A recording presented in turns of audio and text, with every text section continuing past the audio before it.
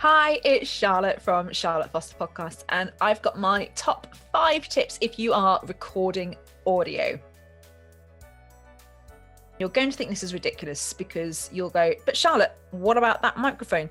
But actually, I'm about to tell you, you don't need a posh fancy pants microphone. You can do all your recording on a smartphone, just like this. Because all you need to do is you need to just hit record on a voice memo app and start talking into your phone.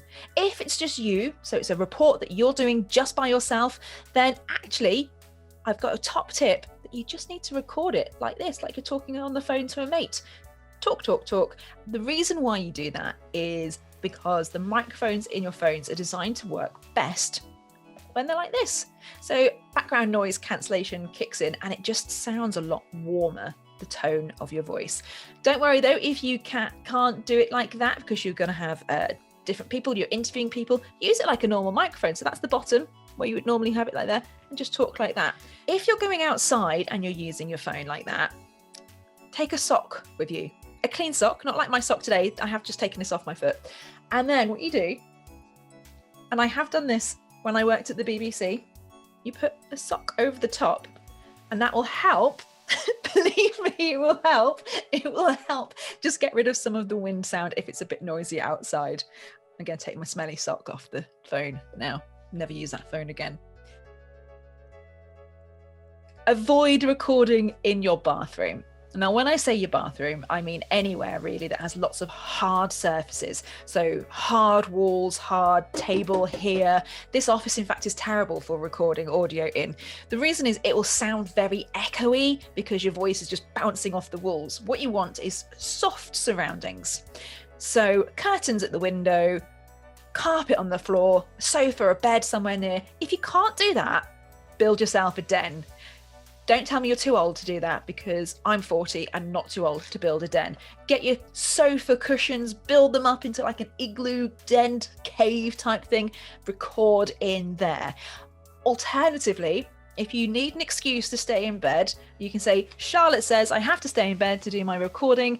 Just get under your duvet, put the duvet over your head and do your recording underneath there. There'll be no hard surfaces to bounce off, to have your voice bounce off. So it's a perfect place to do recording. And I have done professional recordings underneath the duvet in my bed. It was nothing to do with not wanting to get out of bed, nothing at all. Staying with where we're recording, I want you to think about what's going on while you are recording. What's going on in the background? Are you recording in the lounge where you've got your mum, your dad, your brother, your sister, TV on in the background, radio on in the background, games going on in the background? Do you want that background noise? You might not. If you don't want that background noise, move somewhere quieter. Are there roadworks going on outside? Will you be able to hear them when you're recording? Do you want to hear them while you're recording? Sometimes you want that background noise. For example, if you're talking about shopping in the town centre, you might want to go to your town centre to do the recording because that way you'll get all the sounds of the town centre. And remember, people can't see you, so having those sounds as you're talking about it will help give a sense of place, will help people understand where you are. So have a think about that. You need to speak slowly. Again, I just said, nobody can see you. Lots of our communication is done visually. So lots of the messages that we send out are done by looking at someone. It's the body language, waving their arms around like I do when I talk. You have none of that on audio, which is really powerful because it's all down to how you are talking and the words you are using. So slow down so nobody misses any of those words. And also, if you are happy or you want to convey something happy, smile when you talk and people will hear the lightness in your voice. Alternatively, if you're trying to be serious about something, get a really serious point across, have a serious face. It works because your voice comes from your face. So it will be there and it will come across a lot more. The joy of audio is no one sees you. So you can be a little bit more relaxed. And good news, you can use notes.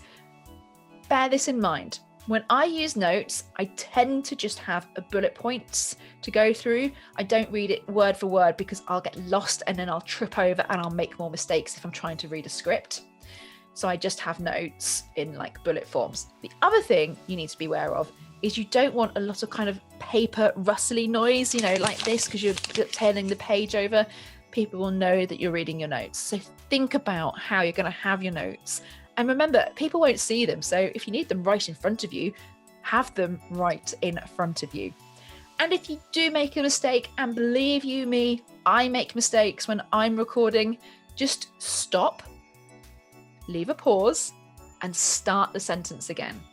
That way, it is far easier to edit than trying to start a word again halfway through, tripping over a word, so you just sort of carry on. Stop, pause, and start again. And I'm going to give you a bonus tip because I'm feeling very generous. Have fun. Have fun and just enjoy it. Experiment with the sounds you've got. Experiment with your voice. You're telling a story. You're telling your story. And you're only doing it through your voice and your words. It's so powerful. It's so much fun. I really just want you to enjoy it. I hope these tips are really useful for you. It's some of the tips I use the most in what I do every day, recording podcasts. So have fun, and I can't wait to hear the entries.